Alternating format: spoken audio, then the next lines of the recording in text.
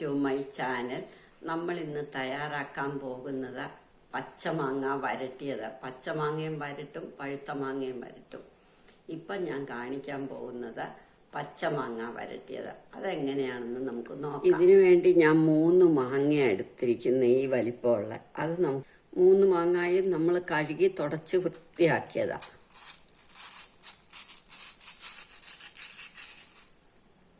ഇങ്ങനെ മാങ്ങോണ്ടിയോടുകൂടിയുള്ളതെല്ലാം നോക്കി ഇങ്ങനെ ഇതെല്ലാം അങ്ങനെ അങ്ങ് എടുക്കണം. മുഴുവനും ഇങ്ങനെ ചെത്തി നമുക്ക് ഈ 3 മാങ്ങായും എടുക്കാം. അതേമാതിരി ചെത്തി എടുത്തതാ ഇത്. അതാ അതിൻ്റെ മാങ്ങാണ്ടിയിലെ ദേശയും എല്ലാം അങ്ങ് എടുക്കാം. മാങ്ങ കംപ്ലീറ്റ് അങ്ങനെ 3 മാങ്ങ ചെത്തി എടുത്തതാ ഞാനിത്. ഇനി നമുക്ക് അടുപ്പയിലേക്ക് വെച്ച് സ്വല്പം വെള്ളം ഒഴിക്കണം. മഞ്ഞപ്പൊടി, ഉപ്പും ഇടണം.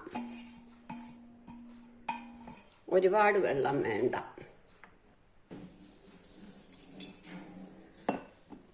മഞ്ഞപ്പൊടി ഇട്ട് ഉപ്പും ഇട്ടു. ഉപ്പ് മാങ്ങായുടെ പുളി അനുസരിച്ച് ഇടണം.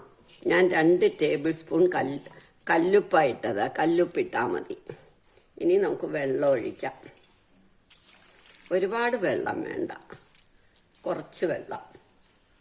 ഇത് നമുക്ക് അടച്ചു വെക്കാം. നല്ലോണം വേവട്ടെ. നമ്മളുടെ മാങ്ങ നന്നായിട്ട് വെന്തു. ഇനി ഇത് നമുക്കൊന്ന് ഉടയ്ക്കാം.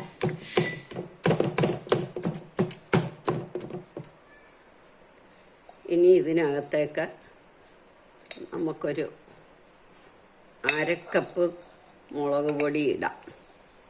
2 ടേബിൾ സ്പൂൺ ഉലുവാപ്പൊടി, കായപ്പൊടി, ഇനി 1/2 കപ്പ് നല്ലെണ്ണ,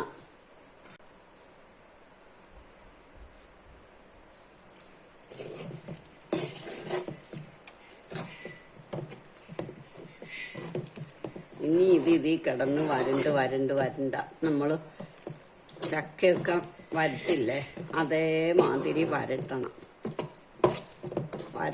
സിമ്മാക്കി വെക്കണം.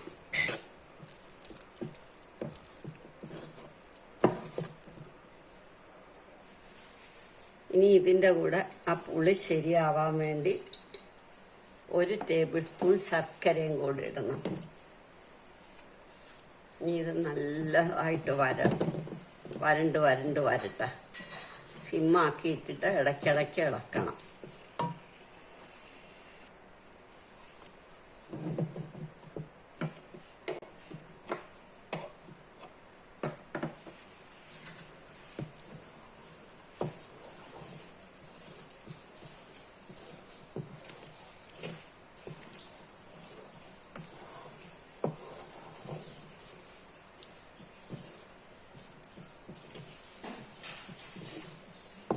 ഇപ്പം കണ്ടോ, നമ്മളിങ്ങനെ ഇളക്കുമ്പോൾ മുഴുവനെ കൂടെ വരും.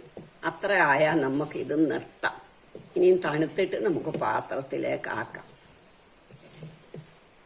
ഇനി ഇത് നിർത്താം. നല്ല മെഴാന്ന് കണ്ടില്ലേ, എണ്ണയൊക്കെ തെളിഞ്ഞു. ഇനി ആറുമ്പം നമുക്ക് വേറെ പാത്രത്തിലോട്ടാക്കാം.